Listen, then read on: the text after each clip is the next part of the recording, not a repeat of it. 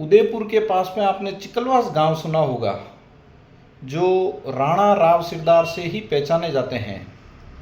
तो आज इनके इतिहास पे हम बात करेंगे। उससे पहले हम मेवाड़ राजवंश की भी बात करेंगे कि मेवाड़ राजवंश की यात्रा कितनी लंबी है। आप सिसोदिया राजवंश की जर्नी अयोध्या से लेकर मेवाड़ तक की यात्रा कितनी लंबी यात्रा है। यह राजवंश अयोध्या से सौराष्ट्र, सौराष्ट्र से वल्लभी, वल्लभी से ईडर, ईडर होता हुआ फिर मेवाड़ आया। इतनी लंबी यात्रा इस राजवंश के साथ किसी और वंश की भी क्या होना संभव है?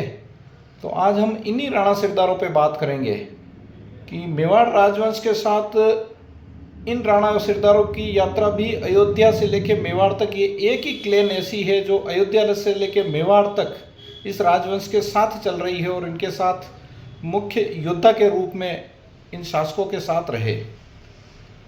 और जब बप्पा रावल ने मेवाड़ की स्थापना की तो अन्नदाता के साथ में कौन सेना नायक था, उनके साथ युद्धों में कौन मुख्य रूप से था, यह चीज़ें इतिहास के पन्नों से कई जगह से गुम है। जो चीज़ें उजागर नहीं हो पाई, इतिहासकारों ने काम तो किया पर उनके साथ में सहयोगियों, उनके साथियों की बात बहुत कम मात्रा में रखी। तो जब चित्तौड़ की स्थापना हुई तो उनके साथ में जो वंश चला अयोध्या से लेके सौराष्ट्र, ईडर, वल्लभी होता हुआ जो मेवाड़ आया, उसमें बप्पा रावल के साथ में जो पुरुष थे उनका नाम बिज्जल राव था। बिज्जल राव बप्पा रावल के साथ मेवाड़ पधारे और इनका मूल नाम बहे पिंगल राव बड़वा पोथी अनुसार कहा जाता है, जो बिज्जल राव के नाम से जाने जाते थे। और चित्तौड़ विजय में बिज्जल राव का मुख्य योगदान था।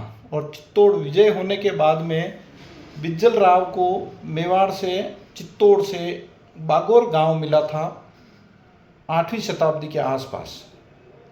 और बिज्जल राव के पूर्वज घुइल शासकों के साथ ईडर में भी थे, वल्लभी में भी थे, उससे पूर्व सौराष्ट्र में भी थे।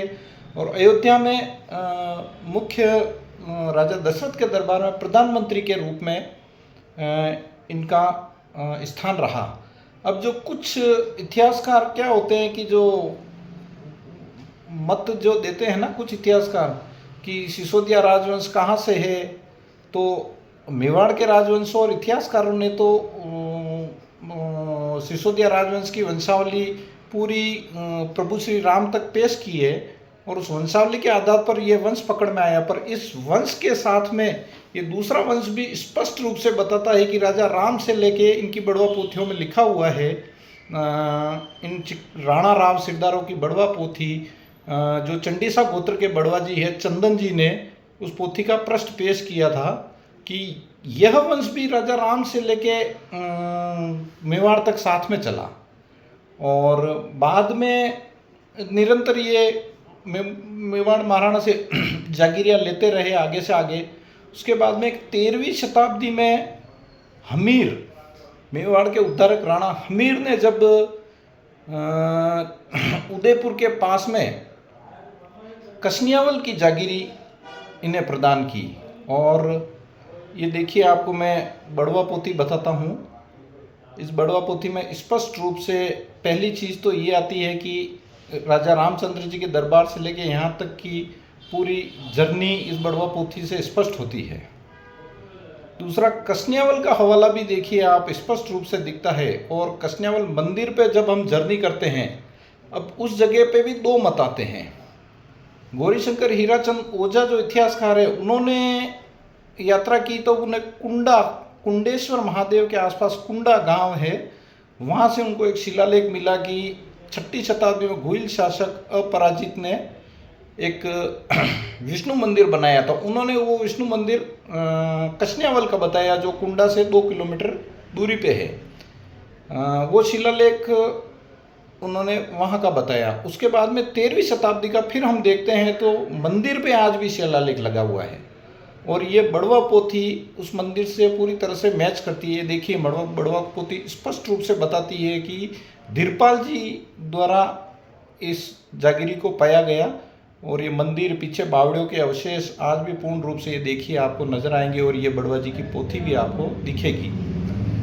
फिर वहाँ के पुजारी विष्णु जी से जब चर्चा की जाती है तो वह भी यही बताते हैं कि ये है धीरपाल जी के देवरे के नाम से प्रसिद्ध है ये जगह। और इतिहासकारों की को देखिए कि इस मंदिर पे किसी ने रिसर्च नहीं की कि यहाँ पे भी कोई शिलालेख लगा हुआ है। जब हम स्वयं जाकर उस शिलालेख पढ़ते हैं तो वो शिलालेख बहुत तरीके से खंडित हो चुका है, पर उस शिलालेख पे 1390 संवत अंकित मिलता है, जो बड़वा पोथी से मैच करता है कि ये राणा हमीर ने ये जागीरी राणा सिरदारों को दी, और उसके बाद में ये वहाँ से ससनियावाल से माइग्रेट होकर महाराणाओं द्वारा चिकलवास की जागीरी पाए। ये पन्ने इतिहास के पन्नों से पूरी तरह से गुम है। मेवाड़ इतिहास में इन चीज़ों को कहीं दर्ज नहीं किया गया। इतिहासकारों ने इसमें काफ़ी भूल रखी, और चिकलवास के भाई बांधव के कई ठिकाने हैं, सतटूंडिया भिलवाड़ा के पास में। उसके बाद में आप देखिए देवणा है एक गांव राजसमंद में, सायरा है, पोपत खेड़ी, इस तरह से 7 से 8 ठिकाने मेवाड़ में आज भी मौजूद है।